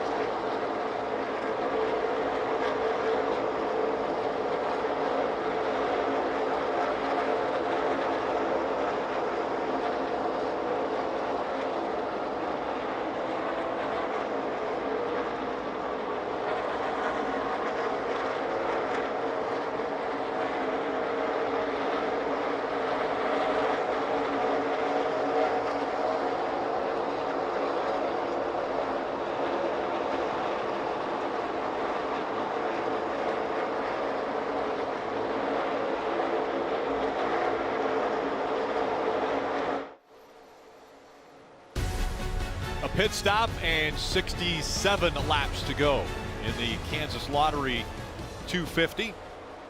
As we take a look at the Toyota driver update for 19-year-old Harrison Burton, running in the second spot right now. Furthest back he's been was 7th, and the highest he's been has been 2nd. So Harrison Burton still trying to figure out a way to get by that 22 of Austin Cindric. I tell you, the way to get by the 22 is he needs to be better at the start of a run, because he loses 2.5, 3 seconds, and then he is better than the 22, but the 22 at that point is gone. Here's Ryan Sieg in the 39, just in front of Riley Herbst. Those two fighting for positions here in the top 10. Kelly? Yeah, and a great run for Ryan Sieg. If they can maintain this top 10 position, it has been a rough go for the team. And Kevin Starlin, also known as Cowboy, the crew chief, told me they feel like they've been bringing cars that are capable of running in the top 10 every week. They just haven't had a clean race. He said some of it's bad luck, some of it has been self-inflicted, but he said the team has been really high-strung and anxious because of it. So he said we need a good, clean run so we can all take a deep breath and relax a little bit. But this is a car they raced at Vegas, Parker. They felt like they could have won that race, so they did have confidence coming in. Yes, in front of him, who just went by, Riley Herbst in that 18 car. You know, he's working this year with crew chief Dave Rogers, and this is the first time he's been to Kansas in an Xfinity car, but he ran last night in the ARCA Series, finished 3rd. And he said, Dave told me, he said, you know, at the beginning of the season, when we were off at the start of these races, and especially after we got the pandemic break and had no practice, it was like if we were off at all, we overdid it, we overtried. And he said, as we've gone through the season, we've worked together, we've started to find ways to not do that, to get to that first stop and make adjustments. He's been very impressed with Riley and how he's matured through this season.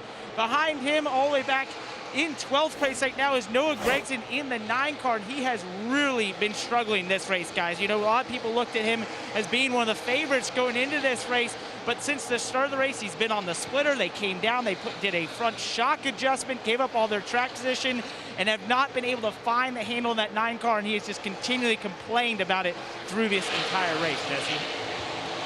With Harrison Burton right now being P2, he's currently losing a little bit off of Austin Cindric. The issue is a fire-off speed. When I spoke to him on phone this week, he had mentioned that he really wanted to work on that fire-off speed. On all starts and all restarts, he felt like he was getting behind, mainly because of lack of practice. With him being a rookie and not having as much experience as someone like Austin Cindric, that experience right there is creating that gap, but he will gain it back, and he hopes to gain it back throughout the rest of this race. Back up to you, Rick. Thank you, guys. You know, and that was, again, we mentioned, you know, Harrison Burton and the fire-off speed. That was another thing that he was watching Kyle Busch. When Kyle Busch runs in the Xfinity Series, these drivers all learn from him, and that's what Harrison Burton said he loves about the fact when Kyle Busch runs in the race, he can learn so many things. Well, right now, it is Riley Herbst that's one of the faster cars on the track, trying to get by the 10 of Ross Chastain, so making that Joe Gibbs Racing number 18 work on that low line. Yeah, Riley's had good speed these last few laps. Been really fast. You know, he talked to us the other day, guys, about working with his crew chief, Dave. Dave's been around. Dave Rogers has been around for a long time. Cup crew chief, a lot of wins. It was interesting how he said that when he walked into his office and all those trophies, that was intimidating, right? All those trophies with Carl Edwards and all the guys that he worked with. What a great pairing. What a great opportunity for a young driver to work with an experienced crew chief. And I love what Dave says about his young driver, how hard he works, how much he cares, how much he's willing to listen to criticism. They have a really good relationship. Yeah, we asked him who he leaned on, and he actually said, you know, Brandon Jones has the most experience of the 3 Joe Gibbs Xfinity drivers, so he kind of leans on them heading into these weekends about what to expect, pit road entry, all the things that you don't get to practice. I bring up pit road entry with 60 laps to go. We're probably 15 or 20 away from pit stops, but Jeff, green flag pit stops, that's something that every practice for your whole career, you probably made at least one hard run to pit road to get an idea of when you had to lift. Oh my goodness, you know, everybody knows it. I'm Harris's dad, and I would get on him so hard when they would end practice and not have made a simulated pit stop, because there's so much room to gain. There's so much opportunity to gain track position. There's also an opportunity to get caught speeding as you try to gain that spot. Last year in this race, there were 8, Steve, penalties, speeding penalties on pit road. Teammates once again going at it for position. Again, Ross Chastain in the 10, Justin Haley in the 11, both driving for Colleague Racing. They are running in the 6th and 7th positions. I mean, it's obvious the 22 of Cindric is very fast, and Harrison gets good on the long run. From 3rd to about 9th, though, it's so difficult to see who has the best car. Their lap times move around with traffic. Even without traffic, just, I think, running up against the wall, running high. They hit the corner right one lap. They don't hit it quite right the next lap. As cars run, they seem to change balance-wise. Justin Haley still extremely disciplined on that bottom. If you go run the bottom, run the bottom. I love what he's doing. Obviously, you want to be able to move around, find different lanes. But when he runs that bottom, look at his left side tires on the white line. That's a really good job. Being very disciplined. It's so hard, you know, it's so getting on there. I know it looks easy, but the minute you drive in the corner, just 10 feet too deep, you can't get to the bottom. Justin Haley being very disciplined, running that white line. Look at that, Steve. That's pretty. I like that. I'm impressed, and, you know, he's doing it behind his teammate. You know, he has not kind of been suckered into chasing him in the top, just being patient around the bottom, and I think it's going to pay off in the long run. And right now we're looking at Ross Chastain on his onboard cam is now 113 degrees in his car. We are in the final stage of the race, and the heat is on. And the heat's on in multiple ways. You can see the temperature inside his car. His teammate is knocking on his door from the rear end, and he's also trying to get into the top 5. Ross Chastain has finished within the top 10 of all of the 1.5-mile races this year. Will he get that top 5? We'll find out here pretty soon. Back to you guys. Making a move on the outside. Talked about how hot it is in that race car. Remember, Ross ran the truck race last night as well. Got to stay hydrated. And trying to stay in front of Chase Briscoe. Briscoe just outside the top 5. Austin Cindric holding on to the top position, has a 2-second lead over Harrison Burton. But again, pit stops are going to be coming up. You don't want to miss that. We go NASCAR nonstop.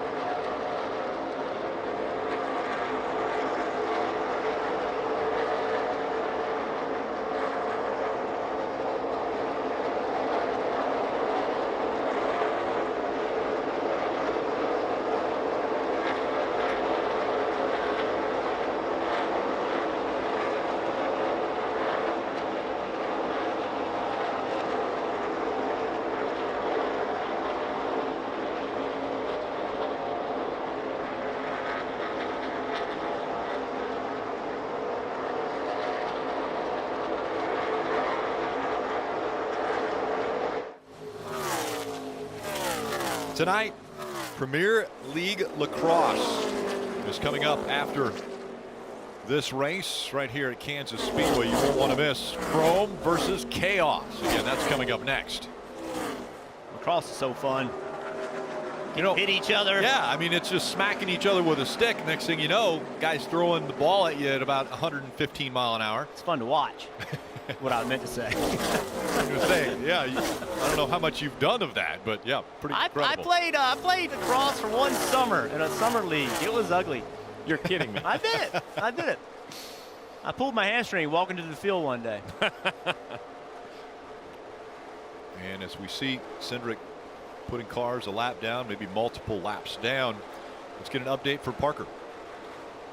Oh, guys, Brandon Brown running in 14th right now in that 68 car. On the bubble there for the playoffs. Came in this race 31 points to good. Is 33 right now on that bubble. And I spoke to his crew chief, Doug Randolph, who's a very experienced crew chief. He said, look, for our small team, each and every week that we show up, we know the speed of our race car is somewhere between 12th and 14th. And if we do that, we will most likely find ourselves getting into those playoffs, he said. But then comes the question of if we can find some more resources to dedicate this team and move that speed into the top 10 and maybe be a contender in those playoffs, Kelly.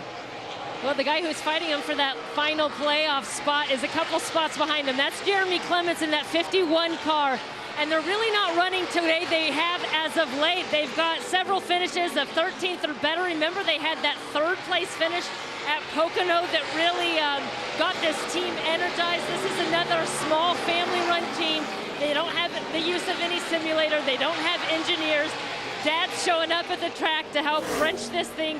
And they've been really good here in Kansas. Last couple outings, a 6th place finish here last year, a top 10 the time before that. So right now in 16th, not quite where we're used to seeing them running, and they're 33 points below that cut line, Parker. Right, and driving for a small team right now, but also driving for a large team part-time. That is Myatt Snyder in the 93. Remember, before we went green, he had to pull this car behind the wall. It had no fuel pressure. The team went to work. They thrashed on it really quickly on the pace laps. They got him back out there as the field was coming through 3 and 4 to take the green. He was able to start the race. They went a lap down early, got it back, and now just fell 2 laps down in 2030. Entered this race about 38 points out of the playoffs, and now is 47 out as they currently run, guys.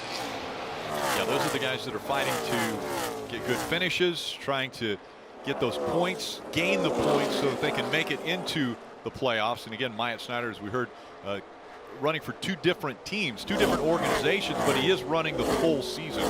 Yeah, some of those teams just simply don't have the funding that some of these big teams have, but that doesn't mean that they don't bring everything they have. They work exceptionally hard. Really, that's what this Xfinity Series is built on. Guys, with 45 laps to go, about 37 laps on this green flag run right here, we see a battle for third between the 7 of Justin Allgaier and that red Brandt machine. The 10 of Ross Chastain, the Nutrien Ag Solutions onboard camera. Great look. Easily goes by for the 10. You know, as we close in on green flag pit stops, I think these teams can run about 10 or 12 more laps on fuel, but I really think they're going to want to split this up somewhere in the middle, pit with about 40 laps to go. And when you look at the time gap between the top 10 cars, Cindric and Harrison have gapped themselves to Chastain. With 2 wins in the bank for the 20 of Harrison Burton, Jeff, I think this is the time that they need to be aggressive. They need to come first. Force Cindric to A, come to pit road and play your hand, and make it a longer run. Harrison's better on longer tires. The shorter you pit this, the older your tires will be if it does continue to go green. Kelly. That's Chase Briscoe there getting passed by Riley Herbst. They've had 3 chances to try to improve this race car, and while they're headed in the right direction, it is still just too tight for Chase Briscoe. In fact, at one point he basically said, just make it wrecking loose and then I can dirt track it around here. But he cannot get that 98 to rotate the way that he wants it to, so probably more big changes coming for the 98 when they make their pit stop. That Riley Herbst right here, guys. Yeah. He's having a really good day in the middle of a good battle. Daniel Hemrick in the 8, just on the outside. Riley's talked about it. See those rookie stripes on the rear bumper, and little slide job right there on Hemrick. Parker. Well, guys, first a blink coming on pit road with 42 to go is the 11 of Justin Haley in this Colleague Racing car. Still just a little bit loose inside that 11 car. 4 Goodyear tires and Silco fuel and an air pressure adjustment for the 11. really close to the wall, doesn't he, Steve? He does. A little too close to the wall is going to hurt the pit stop. He's running in the 9th position. That's frustrating under green, too. You have all the space on pit road. So 9th is the first to come to pit road, and it's been 40 laps green flag run and only 41 to go, so almost splitting it in half. See right here, oh, that's how he got too close. As you mentioned, the left front tire locked up on him as he was trying to turn back to the right and square the car up. Well, it's going to be, that's going to, I think, drive some of these pit stops. We'll see if the leaders decide to come. Kelly.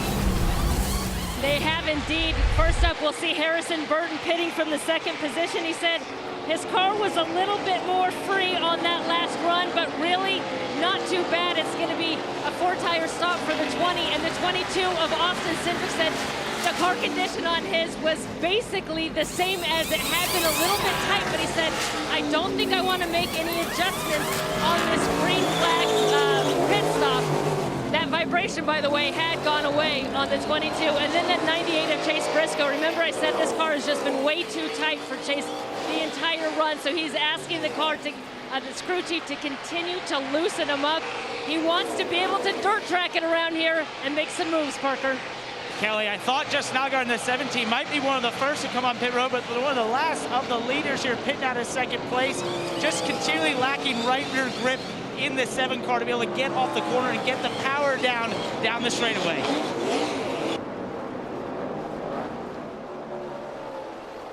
The gap before these green flag pit stops took place was 1.3 seconds between the 22 of Austin Cindric and the 20 of Harrison Burton. It looked like a slow right rear stop, though, for the 20 of Harrison Burton. We'll see what the gap's going to be when they cycle back out. We see right here is the 22 of Cindric, and I agree with your assessment. The right rear tire changer looked a little bit slow, and that is definitely a bigger gap than what we had. That looks more like 2 or 3 seconds. We'll see when it comes across the line right here. It was 1.3, and again, Ryan Sieg hasn't come to pit road yet. Noah Gregson hasn't as well. Kaz Grala, LeBay is also out on the track. Clements, they all still have to come to pit road, but that gap, well, not as far off as what we thought between Cindric and Harrison Burton. About 3 seconds. So the battle getting onto pit road. Watch this right here. Look at the gap that Harrison's able to gain on Austin Cindric. Did a nice job of really carrying more speed to pit road to the middle of the corner, but that slow stop did more harm than he was able to gain getting onto pit road. And as you see, Sieg and Gregson, as you mentioned, Rick, they haven't pitted. Their strategy right here is let's get a caution, get lucky. Come get our tires under yellow flag conditions. Right now, there are 12 on the lead lap, but a lot still have to make their green flag stops. We're going to go NASCAR nonstop, Kansas Speedway.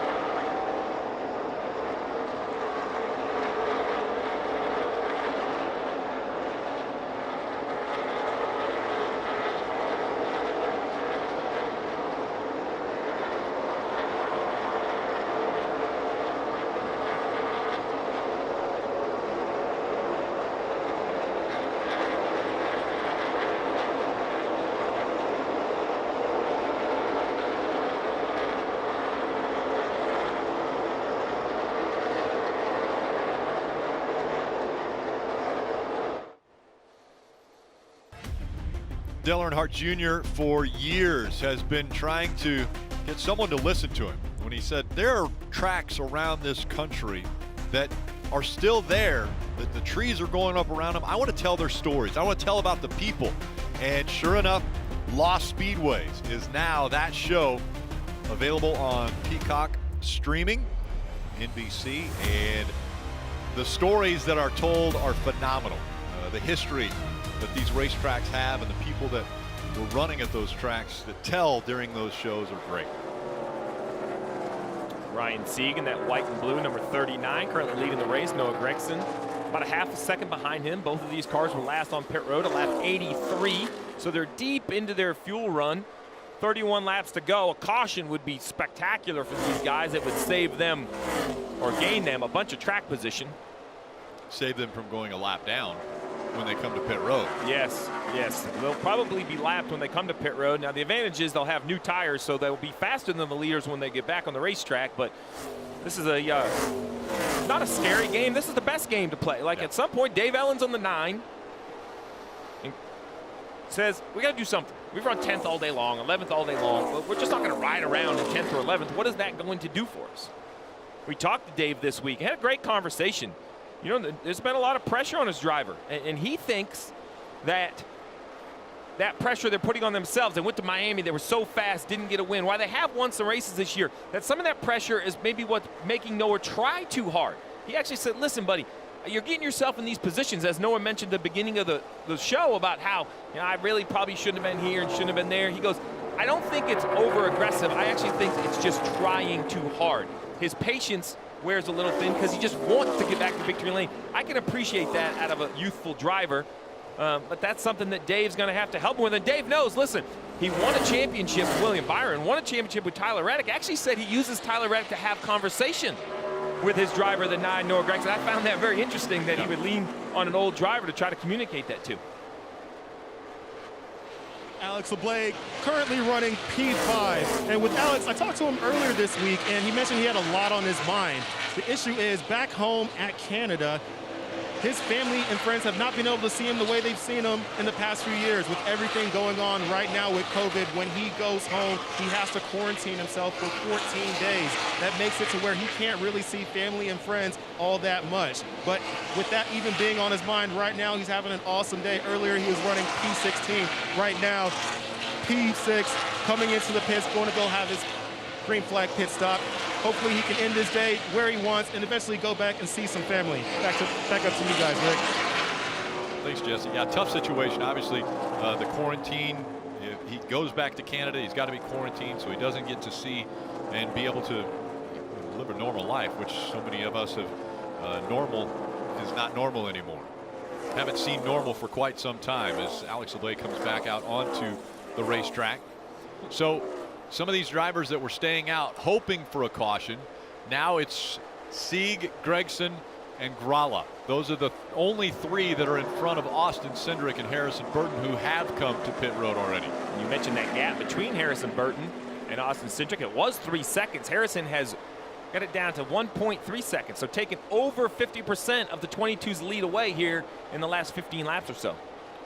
And you heard the report from Kelly saying that he was frustrated he didn't get through lap traffic as well, racing Kyle Busch last week. Well, so far this week, to cut that lead, he must have done a good job today getting through lap traffic. A little harder for the leader to get through lap traffic when they're racing him.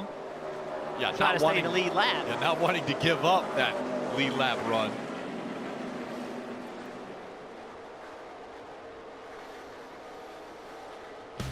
.25 to go from Kansas Speedway. Sieg still out on the racetrack. He'll have to come to pit road here shortly, or he's going to run out of gas as we go NASCAR nonstop.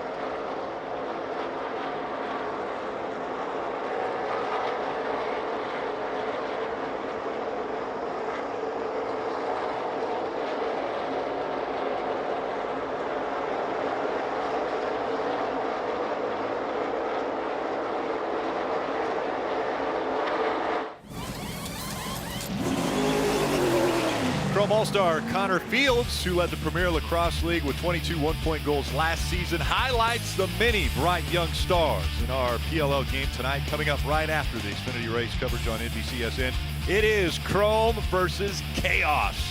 You know, they can talk to the players just like we talk to drivers during breaks. They have headsets, microphones. That's pretty cool. They need to ask the goalkeepers if they're crazy. I mean, can you imagine standing in front of that net, that ball coming at you that fast? No. Wow. I can't. How about how fast Austin Cindric has been? He's back up front. We saw the green flag pit stops happening for Ryan Sieg. And so with that, it is now the gap of 0.8 of a second. Austin Cindric to Harrison Burton. Kelly. And just as you talk about who's fast, I look up and I see that Harrison Burton once again running the fastest laps on track. And so, true to form, Coleman Presley continues to keep Austin Cindric informed on every move that Harrison Burton makes. Have a listen. Looks like he's carrying a little more speed into 3 and slightly higher. His turn down in 3 and 4 is getting less and less, starting to get right there, right sides on the top hash marks in 4. 1 and 2, it's kind of a split for him. So a lot of information there, but Austin seems to be taking it in and giving his own feedback back to Coleman. But the gap is closing down to 0.7 of a second now. And you see Cindric trying to fight through this lap traffic. And we mentioned the green flag pit stops. Steve, when you come in, you're not supposed to take anything out of the box, right? No, you want to have a nice clean. We see right here an adjustment made in the left rear window. Oh boy, I've seen this happen. So didn't get the wrench out. Now luckily stopped, let the guy get the equipment out, didn't take it onto the racetrack. This battle for the lead has heated up. The 20 of Harrison Burton has taken this down to 0.5 a second as they go through traffic. His car just seems to be, they're about equal, I think, when they run the wall. But the 20 can run a lane lower than the 22 most times, and that's where he gains time. You see the 39 is going to show up in the picture going by these two. He was just on pit road, so he'll be unlapping himself. That's why he looks so fast. He has fresher tires. Which that could be a chance for the 20, right, Jeff? I mean, as the 39 goes through, if the 22 loses any sort of pace there, the 20 can chase him through. Yeah, Coleman Presley, the spotter, you heard him talking to Austin Cindric, giving him good information about what the 20 was doing. And that's why you see Austin Cindric turning down the corner. You talked about that earlier, Steve, in the race, how the 20 and Harrison, he turns halfway through the corner, he turns, and now that's what the 22 is doing, taking that line away from Harrison. Great job by the spotter giving that information. Well, Austin Cindric now is 16 laps away from tying Sam Ard as the only driver in the Xfinity Series to win 4 consecutive races. Sam Ard did it back in 1983. Austin Cindric, well, he's got a shot at it. He's out front by 0.5 a second now in front of Harrison Burton. Rick, there's no way a man that's led 124 laps, I would have enough courage to say what you just said. You have given this poor boy the jinx. You have got him the broadcaster jinx. He can't hear me. Okay. He's not worried about it. Okay. Mark 16 to go down. 15. Anytime you can tie Sam Ard at something, that's great. Sam Ard was a great race car driver. Well, I'll tell you, Harrison Burton wants to be the spoiler today. So now difficult spot for Harrison to be in as Austin Cindric is taking his line. So what are you going to have to do differently, right? What are you going to have to learn that your car can do? Because you're not just going to be able to turn underneath Austin. Austin's taking that away from you. So first, number one thing you got to do is get to him first. You can't pass him till you get to him. And then you're just going to have to try something different. But Austin making that move, or taking the line away, that's going to force the hand of Harrison to try something different. And what will it be? And right there you saw a little glimpse of it. Harrison left the corner higher that time. Harrison, knowing he's going to have to try something different, experimenting to see if it would work. There's a gap between 1 and 2. Coming up on 13 laps to go. Once he gets to him, can he get by him? That's the other question. Well, we saw this at the end of stage 2, right? Yes. Harrison got to him, hurt the front tires, and then never was able to get by him. So what did Harrison learn? Did he learn something that he could apply?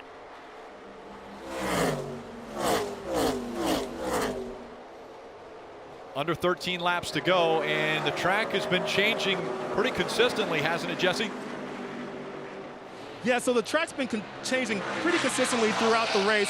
Right now, you can see a big shadow on the front stretch from the grandstands. You can also see a shadow at the top of 1 and 2. You can see that the leaders are running that high line right now to take advantage of those cooler temps on the track. Cooler temps help you have more grip than the hotter temps. That's why these drivers are doing it. Last year, Brandon Jones won the race, but he did run the low line towards the end of the race. Let's see if these cooler temps up high help the leaders of the race win it. Back to you guys. Thanks, Jesse. 12 laps to go. That was a good lap for the 20 of Harrison. He's kind of broken through that 5 or 6 car length bubble. Has it down to about 3. Left front fender a little lower than the 22. 3 or 4 feet. That's all he needs. That puts the air on that fender. This is the closest he's been. Under 0.3 of a second with 11 laps to go. So now as he gets closer, Steve, it's even more important for him to stay to the left side of that 22, because now all the air is being taken off of that 20 car. Harrison needs to try to get to that 20 car and pull the air off of his rear spoiler. That was another good corner. A half a car went lower. See right here, he enters about the same, but definitely, what, 2 feet, 3 feet lower than the 22. They both turn down the banking. The 20 turns down the banking more with more success, and he's going to have a run. The 22 is going to have to go into defense. How aggressive do you block here? Very aggressively. We'll see what he does. Austin Cindric. There you hear the spotter telling him where Harrison is running. He can see it in the mirror, but he's also hearing it now. Harrison forces a mistake out of Austin Cindric. He goes up the racetrack. Harrison's going to get by him. Austin Cindric's not done fighting. I think damage to that car, though, Steve. He hit that wall pretty hard with the right rear quarter panel. He did, and you said it the best. He forced him into a mistake. The 22 has not misplaced that car all day. He had to push the issue with the 20 on the inside. That was the difference for Cindric. That's what we talked about. Right here, Harrison getting to the left rear quarter panel, pulls the air off the spoiler of Cindric, and now Cindric just up the racetrack and in the wall. Yeah, but Cindric's not done. You see the replay on the top, well, down to the bottom right. Cindric is trying to put some laps together. 9 to go. No, Austin Cindric will not quit. Big picture, second, still a really good finish here. Well, already talking about not wanting to screw this up. I don't like that radio conversation. Don't tell me that. Tell me to go get him. No, that's a young driver in front of you. 19 years old, 18 years old. Go up there and make him make a mistake. Put pressure on him. It's a lot of pressure on these young drivers. Were you just unsure how old your son is? Rick, I don't even know how old I am. There it is. Harrison Burton out in front of the field here at Kansas. He is 19 years old. And he did it the tough way. Green flag pit stop, 3 seconds behind, ran the 22 down. It wasn't a restart. It wasn't just a good one single move that got track position. It was lap after lap. Now he has 8 laps, working on 7 laps to go. And Steve, what I liked and what we were watching there, Jeff was explaining how he was able to gain on him. And virtually every move that Harrison made, Jeff knew he was going to make it. And we're just watching a young driver here that learns every single race, continues to learn, gets better. As we mentioned, this is where names are made. Well, his name, obviously, pretty important in the sport, but he's making a name for himself right now. He is. And I keep watching the 22 running. You know, he's moved the car around a couple times, Jeff. I'm a little surprised that the tires have stayed up. That was pretty heavy contact. It just shows you how durable these cars are. I feel confident if that would have been with a Cup car, there perhaps would have been a flat tire on the right side. Yeah, this race is far from over. We've seen so many times at this racetrack, cautions come out late. This is if the 20 can go on and win this race, and that's a big if, a long way to go. He has those 2 wins, but he only has 10 playoff points. They have not won any stages. So getting playoff points, guys, it's going to be huge. We see it every year. Remember Christopher Bell going into the playoffs? He's easy. Going to go to Homestead with a chance to win a championship. He had to work because he had problems. So playoff points are huge. Last win for Harrison Burton came at Homestead, Miami. That's a racetrack where you've got to run right up against the wall. He comes to Kansas, another racetrack where you run a little bit higher. And Harrison Burton, at just 19 years of age, has learned a lot because he is out front with coming up on 4 laps to go and has a 1.4 second lead over second place Austin Cindric. a variety of ways. You mentioned that Miami win. That was a restart, a great move on a short sprint. 1.7, 4 more. Now that's great information. The gap, 1.7. Laps left, 4 more. Not telling them how to drive it, not telling them what to do, just providing the information to your driver to allow him to do what he does. What's really important about that, Steve, is when right now, there's nowhere one around him, right? Oh, there you go. There's the caution. Caution. So a late caution comes out. It is the 4th caution, tying the number for the lowest number of cautions here at Kansas. You see the damage to the right side of that 08. And so Joe Graff Jr. brings the caution out. The New Jersey native, just 22 years old, has brought a caution out. That will put this back into the hands of the drivers on a restart. Whoa, don't get ahead of the pit stops now, Rick. There's going to be a restart, but these guys have to decide what they want to do. You see the 08 up against the wall. So you say that. Are you going to bring your driver to pit road? Absolutely. Which one? Everyone. Every single person comes to pit road. If I'm on the lead lap, I pit. The only one who may not pit is Ryan Sieg, who's 11th, who came at lap 145. He has the freshest tires, but there are only 11 cars in the lead lap. There'll be 12 with the free pass, but yes. But he'll be at tail end. So I know there's 5 rows of lead lap cars. These tires have slowed down over 2 seconds. So there's absolutely no way I'm going to stay on the racetrack. 0. Okay. I believe the track is too wide. We've talked about the 3 or 4 multiple grooves. I believe new tires will just completely attack old tires in this situation. Harrison Burton, Cindric, and the 10. Ross Chastain on pit road. Parker. And he pits out of the 3rd place position. There's going to be 4 Goodyear tires on the 10. He's still struggling with a tight condition inside that race car. It was really fast, though. As fast as the leaders there late in that run, if he can get this close to them on this restart, Kelly. Yeah, and what a shootout this is shaping up to be. Harrison Burton, who looked to be the fastest car on track, gonna get 4 fresh Goodyear tires, and it will be Austin Cindric down there at the bottom in the 22 who gets new life as the caution comes out, and he too will have 4 fresh Goodyear tires for this shootout. Slow pit stop on the 20. You saw it live. The right rear tire changer had trouble getting the tire off. He's going to lose that position to Cindric. So Cindric has that #1 pit stall, obviously a bonus. Yeah, and the 20 had a slow pit stop. And that combination is enough to lose a position. And what makes it double worse is I believe Ryan Sieg did stay on the racetrack. So now that 1 position for Harrison takes him off the front row. It's not 1st to 2nd. Right, it is 1st to 2nd off pit road, but now he's going to restart from 2nd to 3rd. I'm going to throw some strategy at you. If you know that there is going to be a driver that's going to start beside you, wouldn't you want to put him in front of your toughest competition? So put him in front of Harrison Burton so that he chooses the outside line. That puts Ryan Sieg on the inside line with the, so as far as the worst tires for no this offense, restart? but I don't see Harrison as my toughest competition on a short run. He's been too loose taking off all day long. He's been a long run car. I actually see Ross Chastain as my toughest competition at this point. No offense to the 20. He has the best car here over a 50-lap run. He just proved it. He drove up and took the lead. This is not a 50-lap run. This is 2 qualifying laps. This is a sprint. We have seen the back of that car out of the racetrack. Now, maybe Ben Bayshore made the perfect adjustment to tighten that car up. He knows he has a short run. These crew chips are very smart. But I am worried about Ross Chastain. I am very worried about Justin Allgaier. Those two have proven time and time again with their experience, they are willing to throw it all on the table. Jeff, you know that driver in the 10. He can be aggressive. I expect he's going to be crazy, Jesse, on this restart. Oh, you know it. He's going to be extremely aggressive, but also Allgaier. Allgaier, we've seen it. You just said it all day long. He's been really good on restarts, and he hasn't had a win this year, so he's going to be pushing really hard. Jesse, what do you have down there? Ross Chastain told his crew chief, make me loose. He was way too tight on this last run right here. He knows it's going to be a short run. It's only a couple laps. He needs to be qualifying loose so that he can make up a bunch of spots right here. Right now, he is sitting currently in. Thank you, Lieutenant Commander. That's interesting because think about that, Steve. Like if I'm a race car driver, and I always want it to be tight taking off. Right. I want to feel that right front tire. I want to drive in the corner on a short run and be tight. I'm going to go faster being tight than I am going to be loose on takeoff speed.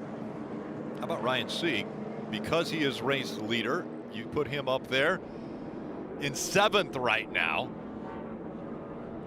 Well, like I said, they were the last or one of the later cars to pit. You know, one thing we haven't talked about, the 21 of Kaz Gralla had the same opportunity of the 39. He was too fast on pit road. That's why he wasn't on the lead lap. We showed the 9 of Noah Gregson removing equipment. That was a penalty. That's why he's not on the lead lap. So, you know, when you look at moments through the race, you know, I know those penalties didn't seem like much because they were running in the 10th position. Right. It took them out of this strategy. So that was an unfortunate thing. You know, the other thing I remind myself is the potential damage on the right side of the 22. We know he hit the wall. You know, is it a concern? Is the car going to handle different? It doesn't look that bad, to be quite honest. I think the driver in the seat could care less about the scratch decals, so I don't think it's going to bother him. But starting on the outside, I'm a little surprised Sieg didn't take the top with the older tires, Jeff. I thought he would want the top and try to pin the 22 on the bottom, but he might just think, you know, the 22 with the fresh tires, you can't give him the shorter distance. Yeah, Ryan Sieg, you know, you think about the restarts, though, Steve, mile and a half, normally you always pick the top, but this racetrack, you've seen a lot of people pick the bottom. Like the top just doesn't fire off quite as well. But Ryan Sieg, what he has to do, what he has to be focused on right now is the launch, right? He's got older tires. Everybody around him has new tires. When he goes to the throttle, it's going to be more easy for him to spin those rear tires than it is the people around him. Cindric, what he has to focus on is not trying to beat Ryan Sieg at the launch. Just break even with him getting into the corner and you have better tires. Harrison has to plan it right. He's got to get momentum going forward, take advantage of those old tires. And Ross Chastain, he needs to be doing everything he can to push Austin Cindric. Push him into the corner, put him in a spot he doesn't want to be in. Ryan Sieg has never won. Ryan Sieg is up front. The last 3 races at Kansas, first-time winners. Can Ryan Sieg add his name to that at 33 years old? Pit strategy coming into play. Will the older tires hang on? We're about to find out. Austin Cindric on the outside, Ryan Sieg on the inside. Green flag back in the air. We're in overtime. Presented by Credit One Bank. There you go. Give him a little room. Still good, still good. He's on you. 3 wide for second.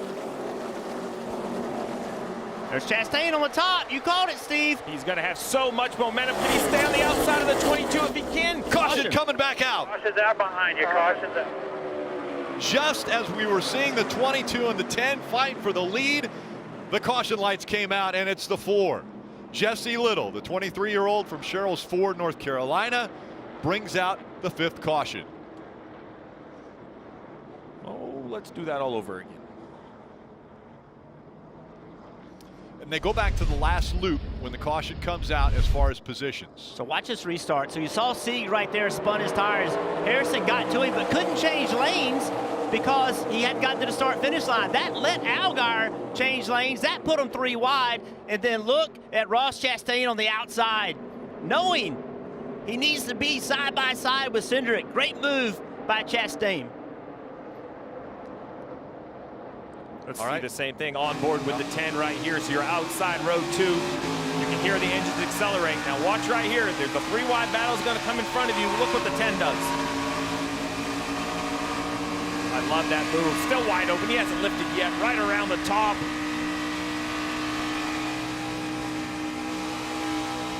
There's the caution. And a lot of that, guys, was just simply because Ryan Sieg just did not have the forward momentum because of those rear tires just being older. Right. He just could not get the launch that everybody around him could get. And as you mentioned, Rick, it's a great point that the lineup is set by lines. All around the racetrack, there are basically transponder lines underneath the asphalt. They're not painted white lines. You can't see them. That's how NASCAR scores the cars. It records to a transponder. This proves that when the time of the yellow, the 39 was still leading the race, right? So now he goes back to the front, gets another shot at it, but the 10 of Ross Chastain has improved his position. He's currently rolling in 3rd. It looks like they're 2 wide back there. We have to let NASCAR get it sorted out. We talked about Chastain and how aggressive he can be. We saw what he could do on that restart. Let's listen into what they were saying. He just blasted into the side of us. No driver in the 21.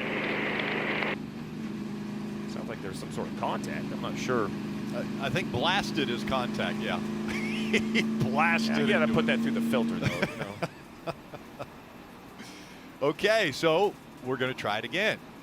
The way overtime works is once they take the green flag, if they can go all the way around and the leader takes the white flag, the next flag will end the race, whether it be caution or the checkered flag. But the leader has to take the white flag or they'll try it all again. So Ryan Sieg is being scored as the race leader.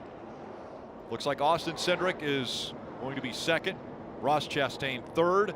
Daniel Hemrick, another driver who had a great restart. Looks like he will be in third.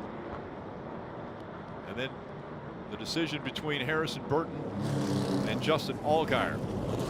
NASCAR is just having to go back and look at the scoring loops to see when the caution came out to line everyone up.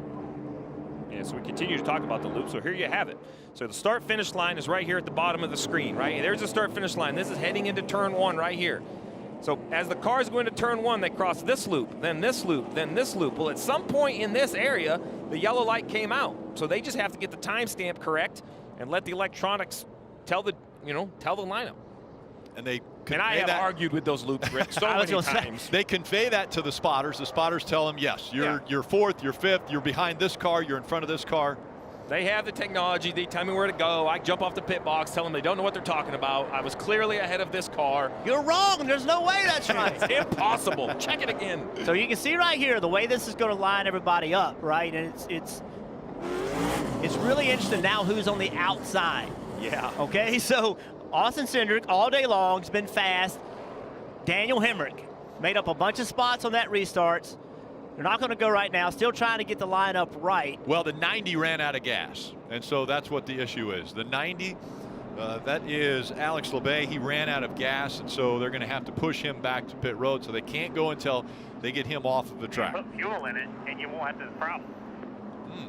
So let's real quickly remind everybody what the restart rules are. With Ryan Sieg in the lead with old tires, he has to get to the restart zone and he has to launch first. When he gets to that Geico restart zone, that first line he gets to, he can go anytime between that first line and the second line.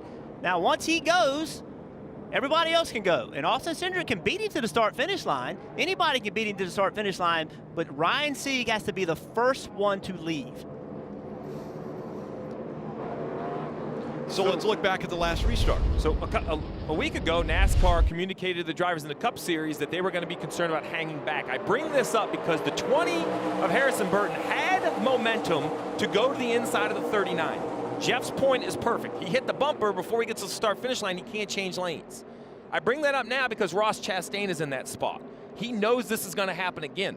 So if I'm Ross Chastain, I have to do this balance of hanging back, which is technically not allowed to a point. You can't hang back a car length, but you can hang back 3 feet, 4 feet, 5 feet, and try to time it, Jeff, right? You know you're going to accelerate better. In a perfect world, I'm getting to his rear bumper at the start-finish line. I'm looking for 3 wide if I'm the 10-car Chastain. What laying back does, okay, if Ross Chastain can lay back a little bit, all right, that means he doesn't have to guess exactly when Ryan Sieg's going to go. That lets him have some forward momentum and then guess when he's going to go and then leave at the same time with forward momentum. That's a huge advantage. Like Steve said, if you lay back too much, NASCAR is going to get on you. And they've already warned everyone. We're watching. So that warning was given 2 weeks ago. Again, a reminder, crime versus chaos. Chrome versus chaos, excuse me. PLL is coming up next. Chaos, is that what we're about to see? It might be Chrome versus chaos right here in this restart. Maybe they're taking out Chrome bumpers anymore, but Chrome there's versus gonna be contact. chaos in front of us for this restart. I mean, here's the thing. The 22 could accelerate and get out there in clean air and look good, but it's going to be very difficult with the chaos behind him. All right. Back through the restart zone. Back up through the gears. Ryan Sieg with a great restart this time. Austin Cindric on the outside, not as good. Here comes the 10. Now the momentum on the outside. Here comes Cindric. Cindric rockets by on the outside. The 98, Chase Briscoe hard into the wall as he came out of 2. Yeah, Chase is a flat tire. We'll see if they get back to the line, or will they have to throw a caution? He's slow on the racetrack. Can he get down to pit road? The leader takes the white flag. Austin Cindric one more time around. Brandon Jones fighting on the inside in the 19. Jones up the racetrack. 19. Just hand 4 back to the 20. More contact coming off of 2, but Brandon Jones 2 car lengths in front now of Austin Cindric. Here comes the 20 of Harrison Burton. How about Brandon Jones? Great restart. Push the issue, made something happen. Triple header, and now a 3rd career win. Brandon Jones is going to win at Kansas. Good job. That is what I'm talking about. Hell of a job. Awesome job all day, guys. Late restart, and it was a win last year, and now again this year. Good job. We talked to Brandon yesterday. He said it's his first triple header he's ever done. Running Truck Series, ARCA, and now he wins in the Xfinity Series at Kansas. Man, that's awesome. Great job today. We all needed that. How about Brandon Jones restarting outside the top 5? And in 2 laps, he's able to battle and get all the way up, challenge Austin Cindric, who had been dominant, and he gets the win at Kansas. We talked about the importance of playoff points. That's Brandon Jones, 2nd win of the year.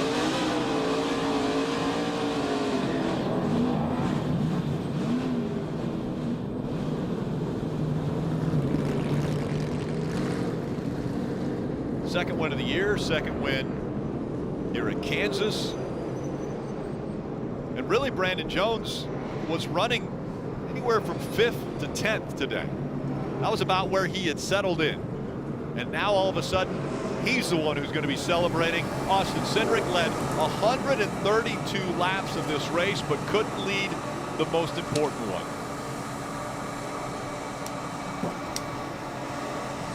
Not taking away anything from Brandon Jones's win, but you still wonder if Austin's car wasn't damaged a little bit from when he made contact with the wall. He was so fast on restarts, just couldn't make it work those last 2. But Brandon Jones, what a great job, as you said, starting where he started, driving through them all. That restart, I think he restarted 7th. I mean, it was an impressive run there. He's going to go grab the checkered flag. What up, Brandon? What up, boys? Hell of a job, bud. Thanks, yeah. And let's hear from Brandon, race winner. Kelly's down there. And Rick Crew Chief Jeff Mendering told Brandon to burn him down. He said, you earned that one. But the question is, Brandon, where did you come from? We're never out of this thing. That's what I love about these guys. We keep our head in the game. We don't get excited during these races. And he continued to make changes. My feedback, I think, was pretty good all day. Obviously, we got some stuff in the car to do it. It's been a long 2 days. I feel exhausted. Obviously, the heat's big here. So looking forward to get down and celebrate with these guys. It's good to get back to victory lane. Triple duty seems to have played to your advantage here this weekend. But talk about what this does for the team moving forward, because you had that win early in the season, and then it has been tough going for the last several weeks. What does this win do for you guys moving ahead? Yeah, this just kind of shows how we've been running good still. Every time we haven't finished a race or something's happened, we've gotten taken out or we've had a mechanical failure. So just goes to show the speed. But Menard Swiffer, that was new for us. This has been great. All right, 2 wins in a row here at Kansas for Brandon Jones. Brandon Jones's playground now. Kansas Speedway. It was the late restart, the 2nd overtime restart. And Brandon Jones gets his 2nd Kansas win. We got plenty more from Kansas. Stay with us.